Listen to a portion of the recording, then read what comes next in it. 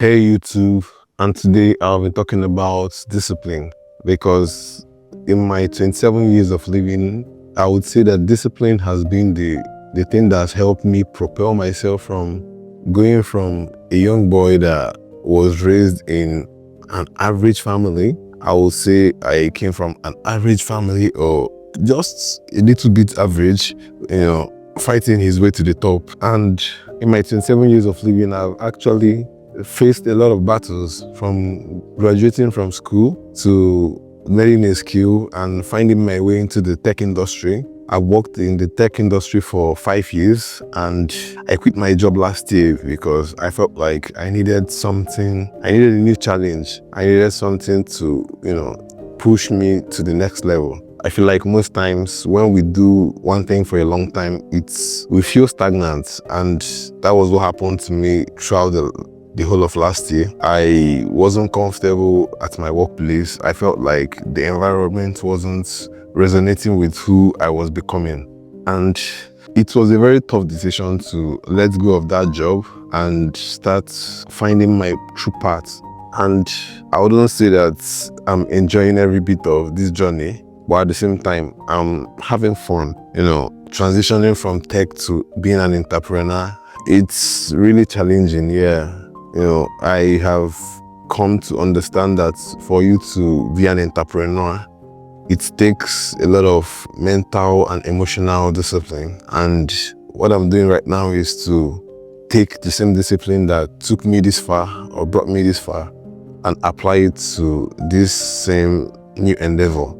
And also, I feel like discipline is what separates the winners from the losers, because discipline simply means doing what you should do when you should do it, whether you feel like it or not. But it's easier said than done.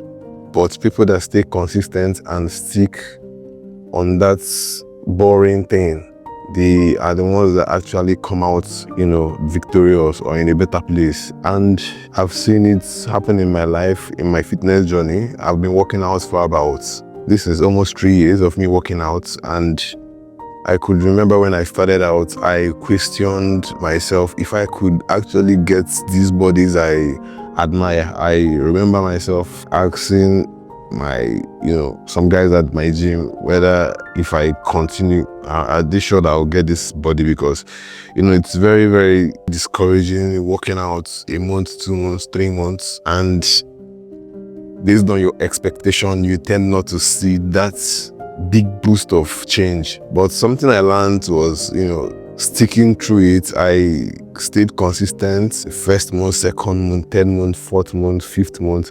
I think about the 6th month, 7th month mark, I started seeing changes, but it was more something that, that was wow to me. But regardless, I stick to it. I remember coming to the gym back then, being the only one. Sometimes I come to the gym and I just see 2 other persons. It was kind of discouraging, but because I knew what I wanted for myself, I had made the choice to, keep pushing regardless of whatever it may look like. And today, I would say it's one of the best decisions I made. At least you can see my biceps here. I have some biceps right now. But back then I was a very skinny guy. I was very skinny. I was losing confidence. I wasn't really all that. But right now, I wouldn't say that I've gotten to my dream physique, but there was a time I was looking for this particular physique that I have right now. But the more you move, the more you search for new things, the more your taste change. But at the same time, that you want more doesn't mean that you should not appreciate what you have. I'm grateful for what I have right now. it's a good sign that there's more to come if I keep doing what I'm doing. Yeah. So, but all the same, discipline is what brought me here. Learning tech, venturing into tech, you know, it was still not an easy feat for me to do. I could remember when I was stuck in a tutorial hell. I kept on watching tutorials from tutorial to tutorial because I'm one of those guys that broke into the tech space from YouTube. I broke into the tech space literally from YouTube videos. I never bought a course. I did not have money to buy a course. And I had nobody to tell me that buying a course was actually, you know, more structured. I thought it was maybe the same thing, and still I didn't have money to buy the course. So I'm one of those guys that used YouTube to get into the tech space. It took me a lot of time. It took me a lot of sleepless nights. It took me a lot of mental, you know, grit. It was, talking about it right now, it's fun to talk about, but back then it wasn't something pleasant to talk about. But, you know, when you come out on the better side of things, you tend to, you know, not regret your decision. Yeah, and it's still the same thing with this, my new part, being an entrepreneur, building a business. Right now it's not comfortable. It's something that it's very taxing to my emotional being. It's very taxing to my emotional being, but I can't do anything but just keep going. I have to keep moving. I have to keep pushing. I always tell myself that all you just need to do is to keep moving, because you've done it in tech, you've done it in your physics, you did it in your mental, and this is just one other challenge. And, you know, all I just need to do is to keep being disciplined, keep showing up daily, keep, you know, pushing.